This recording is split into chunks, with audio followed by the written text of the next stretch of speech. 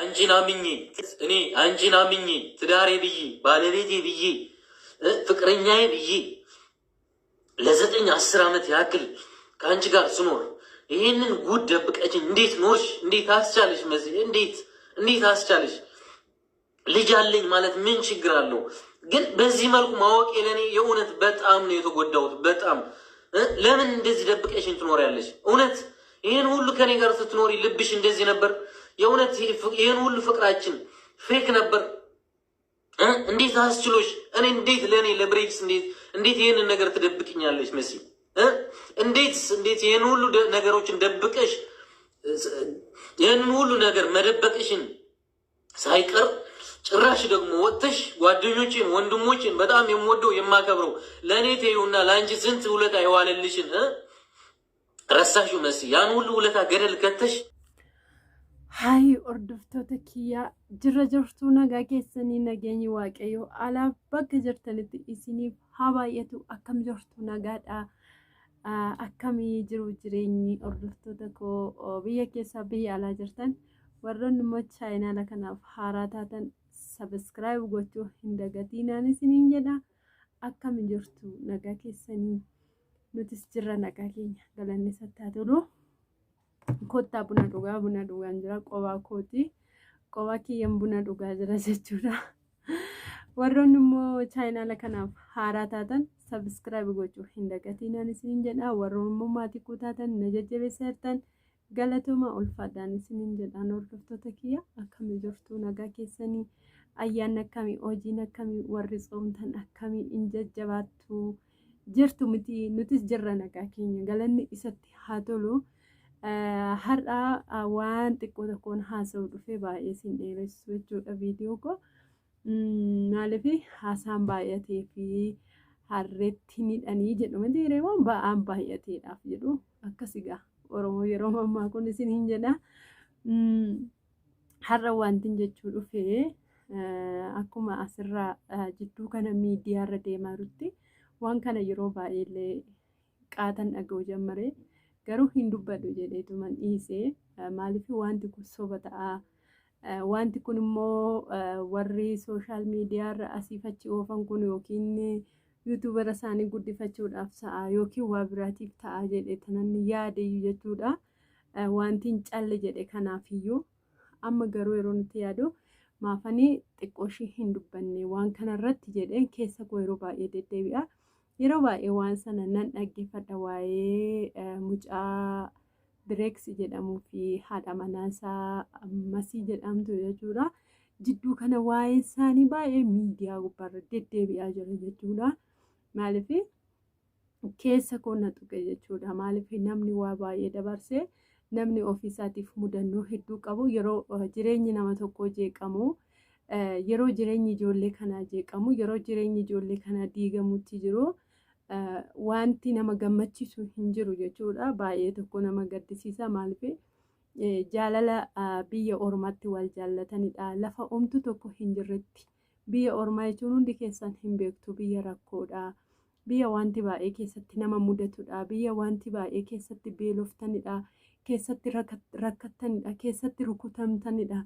Keessatti ifatamtanidha jechuudha biyya ormaa jechuuni. Ani ofirraa kaasee biyya ormaa maal akka ta'e biyya ormaa hammam akka ulfaatu jireenya akkamii akka achi keessa jiru waan hin beekuuf jireenyi ijoollee kanaa biyya ormaa keessatti waa baay'ee waliin dabarsanii gaddas gammachuus guyyaan isaan nyaatanis jiraachuu danda'a guyyaan isaan beelaanis jiraachuu danda'a guyyaa waliin ayizoo ani siif jira ati naaf jirta jedhanii waliin dabarsan jiraachuu danda'a. Garuu immoo yeroo kana sa'aatii kanarratti jechuudha fakkeenya nuuf ta'uu qabu. Biyya ormaa keessatti waa baay'ee waliin dabarsanii gaddaaf gammachuu waliin dabarsanii har'a immoo ganaa jireenya isaanii waan seenaa darbe irratti wanti in mucaan kun jechaa jiru isiniif galaa ishee mucaa qabdii jedhame. Mucaan kun amma waan seenaa waan darbe yeroo ganaa as fuulduratti erga fuulduratti sokkanii gaa'ela dhaabbatanii. Waan baay'ee keessaa baanii har'a jireenya isaanii gaa'illi isaanii yeroo ho'aa deemutti yeroo dhala walirraa godhatanii gammaduu qabanitti maalidha kan na gaddisiise seetanii waan dudduubatti deebi'anii namoonni immoo seenaa namaa waan duuba darbe waan kaleessa darbe maaliif namni yeroo baratu dur yeroo waa baay'ee jaallatees miti namni tokko kan waa tokko yaaduu osoo immoo hin yaadinis kan jireenya isaa irratti raawwatu jira jechuudha. Wanti hamaas wanti gaariis kanaafuu namoonni jireenya namaa jeequudhaaf jireenya namaa jigsuudhaaf gaa'ela namaa jigsuudhaaf namoonni baay'een hin ka'u jechuudhaan gaafa guddina nama tokko argan maaliif ijoolleen kun har'a guddatanii sadarkaa guddaa yeroo jiranii warroonni baay'ee immoo itti inaaffanii irratti ka'aniitu akka jireenyi isaanii duubatti deddeebi'u isa duubatti seenaa isa dudduubatti darbisan itti kaasanii mucaa kanatti akka gaa'elli isaanii diigamu gochaa jiru jechuudha. Godhaniirus garummaa milkaa'eeraaf jedhee hin yaadu maaliif jaalalli wanti hin fooyyeessine hin jiru. Ijoolleen kun boru deemanii yookiin nagaa ta'uu danda'u karaa maatii isaaniitis karaa hiriyoota isaaniitis waa baay'eetu wanti nagaa isaan godhu jiraachuu danda'a. Namni tokko immoo yeroo walitti bu'u gaa'elli nama tokko yeroo diigamu omtuu wanti nama gammachiisu hin jiru omtuu immoo wanti namatti tolus hin jiru maaliif ijoolleen kun seenaa baay'ee qabu jaalala waggaa 10ti. Har'a namni waggaa 10 isaati osoo yoo ati qabaachuu baatte yoo ati rakkatte yoo ati dhibamte namni nama faana jiraatu hin jiru jechuudha. Namni rakkina namaaf dandamatu hin jiru jechuudha. Kanaaf ijoolleen kun immoo bu'aa bahii hedduu arganii biyya ormaa keessatti har'a immoo kara biyya isaanii dhufan yeroo jireenya gaarii jiraachuu jaamaranitti seenaa kaleessa darbee itti kakaasanii akka isaan jireenya isaanii jeeqamu dhalli walirraa argatan illee haadhaaf abbaa faana akka seeraan hin guddanne kan jireenya namaa jeeqanii namoota miidiyaa kanarra jiranidha jechuudha. Maaliif ijoolleen kun lamaanii fakkeenya guddaa nuuf ta'uu qabu jechuudha. Fakkeenya godhachuu qabna. Warri har'a walitti nama buusan uumaa tokko wanti isaan namaaf godhan hin jiru. Mucayyoon kun immoo yoo deesses oma rakkoo hin qabu. Yoo dhala qabaattes isaanii mucaa isaa abbaa mana ishee kana wanti haarse maaliif natti himne simmeetii haara keessa galeetu ija namarraa dhageef malee osoo isheen suutette maaliif isheen immoo wanti ittiin himneef jiraachuu danda'a. Yookiin hin jaallatte yoo ta'e nama kana nan dhaba jettee itti mudhiisuu dandeessi. Yookiin mucayyoon kun jaallattee miti yookiin gudeedamteetu yookiin rakkina turra qaqqabeetu yookiin maatii ishee dirqisiiseetu akka ishee waan kana gootu godhe ta'a yookiin fira ishee ta'a yookiin obboleessa yookiin obboleettiidha. Deesseetti dhalli immoo eebba waaqayyooti uumaa tokko cubbuu hin qabu. Kanaafuu warroonni zimmi jettanii warri Oromiifaa dhageessanis Amaariffaa dhageessanis wanni kun kana sheerii godhatiin naaf qaqqabsiisan isiniin jedha. Nuti immoo ijoollee kanarraa barumsa barachuu qabna. Maaliif jaalala gaafa nama tokko faana jaalalaan jiraannu ifa ta'uu qabna jechuudha. Seenaa keenya oo duuba jiraate seenaa keenya isa dhokataa sana kaleessa jaallannee miti. Maaliif namni tokko yoo dhuguma nu jaallata ta'e mudaa keenya faana nu jaallatee nu faana jiraata jechuudha jireenya kara fuuldura. Maaliif waan kaleessa darbe dhoksinaa barumsas nuuf ta'uu qaba. Warroonni ganaa mana dhaabbattan jaalallee faana jiraattan warroonni heerumtanis jiraattan warroonni heerumuudhaaf yaadus jiraattan warroonni riyaa qabachuudhaaf yaada jirtanis waan tokko gaafa jaalala eegaltan gaafa waa tokkotti seentan ifa ta'aa namaaf laphee keessan ifa godhaa iccitii keessan jiru hundumaa nama sana ilaalaati. Yoo namni sun naaf ta'a na baasettanii keessa keessan baasaati ittima iccitii keessan dudduuba jiru maaliif namni boru gaafa sadarkaa guddaa geessanii bu'aa bahii hedduu nama kana faana argitanii hiyyummaa beelaa cabaa waan hundumaa faana argitanii gaafa sadarkaa guddaarra geessanii namni gargarsiin walitti sin buusee yeroo immoo jaalala keessa jirtan namni tokko anamma abbaa manaa koo osoo waa'ee isaa namni duuba natti hime na aarsa jechuudha. Maaliif inni na dhokse jedhee tanan. Kanaafuu jennaan dubartoonnis dhiironnis haadha manaa keessanitti hiriyaa keessaniif ifa ta'a.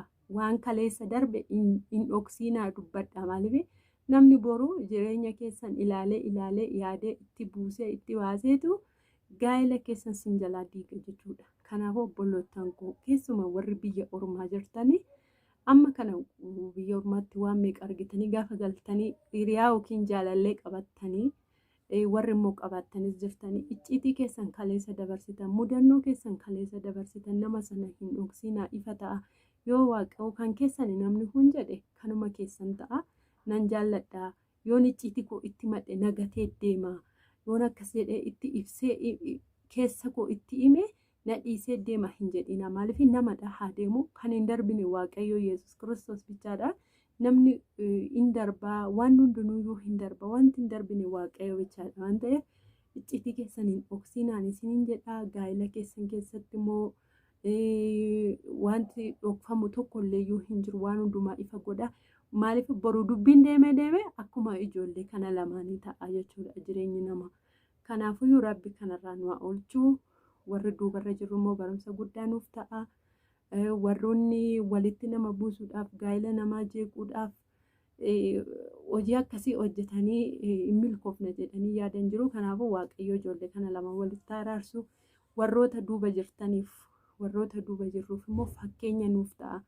icciitii keenya hin dhoksannu haayimannu jaalallee keenya nuuf ta'a jennutti abbaa mana keenya nuuf ta'a nutti gaa'ela jechuun qalbii miti gaa'ela dhaabanii diiguu jechuun baay'ee ulfaataadha kanaafuu obboloottan koo wanti isiniif dhaamu adaraa icciitii keessan duuba jiru hiriyaa keessan jaalallee keessan hin dhoksinaa yoo inni isin jibbe isin dhiise haa dhiisu dhiironnis dubarris ifa waliif ta'aati jaalalatti seenaa boru namni jireenya namaa diiguudhaaf duubatti hin jedhu namoonni hammeenyaan keessi isaanii hammeenyaan waan gaarii hojjechuu dhiisuudhaan waan hamaa hojjechuudhaan keessi isaanii isaan gammadu baay'eetu jiru kanaafuu obboloottan koo waaqayyoon kana nu haa oolchu waaqayyoon nutti araaramuun jedha